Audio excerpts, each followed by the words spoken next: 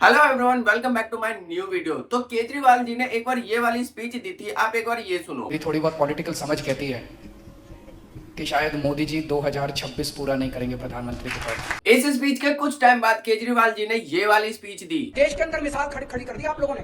पूरे देश में लोग कह रहे हैं कि दूसरी पार्टी वाले तो यूं टूट जाते हैं। कई लोग तो ऐसे हैं, कई जगह से खबर आ रही है कि फलानी पार्टी के चुनाव के पहले ही छोड़ के उधर चले गए। हमारे वाले पूरी कोशिश के बावजूद ना पैसे से बिकते, ना ईडी के डर से छूटते, कोई तो तोड़ ही नहीं सकता हमारे वालों को। फिर देखिए इन वाले महाशय ने भी अपनी राय में कुछ बोला। हमने ये डिसाइड किया that we the 2/3 members of parliament of the belonging to the Aam Aadmi Party in Rajya Sabha exercise the provisions of the Constitution of India and merge ourselves with the BJP. हम BJP में विलय करते हैं। अब लोगों का कहना यह है कि क्या केजरीवाल जी सत्ता में रह पाएंगे, क्या केजरीवाल जी पुराने से अब बिल्कुल ही बदल गए हैं। और अब केजरीवाल जी की ये वाली स्पीच भी सुनिए। पोस्टर भी नहीं लगवाएंगे झूठी फिल्मों के। अब भाई देखो, जैसी करनी वैसी भरनी, अच्छे के साथ अच्छा, बुरे के साथ बुरा। लेकिन केजरीवाल जी ने एक बार ये वाली लाइन भी बोली थी। हमारे वाले पूरी कोशिश के बावजूद ना पैसे से बिकते, ना ईडी के डर से छूटते, कोई तो तोड़ ही नहीं सकता हमारे वालों। मैंने बोला ना, अच्छे के साथ अच्छा, बुरे के साथ बुरा। केजरीवाल जी ने जैसी अपनी तारीफ की, देखो उनके साथ क्या हो गया। The moment has come.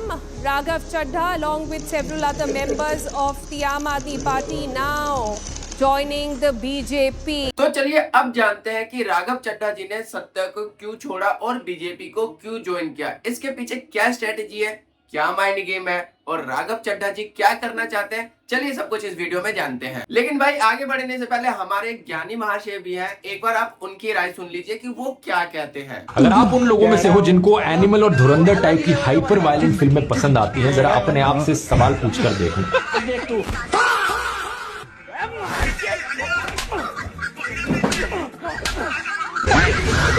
अब देखिए हमारे ज्ञानी महाशय ये कमेंट भी पिन करते हैं कि डोंट वरी, आप हमें ईडी सीबीआई से नहीं डरा सकते क्योंकि मैं इंडिया के बाहर हूँ। मतलब कि हमारे ज्ञानी महाशय भी सरकार के सामने डरते हैं और उनसे सवाल जवाब पूछने में हिचकिचाते हैं। तो गाइज अब क्वेश्चन ये आते हैं कि क्या हमारे इंडिया में हमेशा ऐसे ही लीडर्स रहेंगे? लाल बहादुर शास्त्री, अटल बिहारी वाजपेयी, क्या इन जैसे लीडर्स हमें नहीं मिल सकते? लेकिन गाइज मेरा क्वेश्चन आप लोगों से ये है कि क्या सच में ये सारी गलती हमारे लीडर्स की है? क्योंकि उनको सिलेक्ट भी तो हमने ही किया है। अच्छा सिलेक्ट करना या फिर बुरा सिलेक्ट करना, ये डिसीजन भी तो हमने ही लिया था, आप लोगों ने ही लिया था मिलके। भाई देखो, भले ही हमारे सत्ता में गुंडे मवाली जैसे नेता है, लेकिन उनको सिलेक्ट भी तो आपने ही किया है। कहते हैं ना कि दूसरों को जज करने से पहले आपको अपने गिरेबान में झांक के देखना चाहिए। अब भाई देखो, देश की खराब हालत के पीछे आप किसी को ब्लेम नहीं कर सकते क्योंकि हर स्टेज पे ऊपर से नीचे तक हर बंदा करप्टेड है। ये चीज तो हमें सिलेक्ट करना पड़ेगा कि हमें नया भारत कैसे बनाना है और हमारे लीडर्स किस तरीके के होने चाहिए। ये टोटली आप पे और मुझ पे डिपेंड करता है। आप अपनी राय मुझे कमेंट में जरूर लिख के भेजें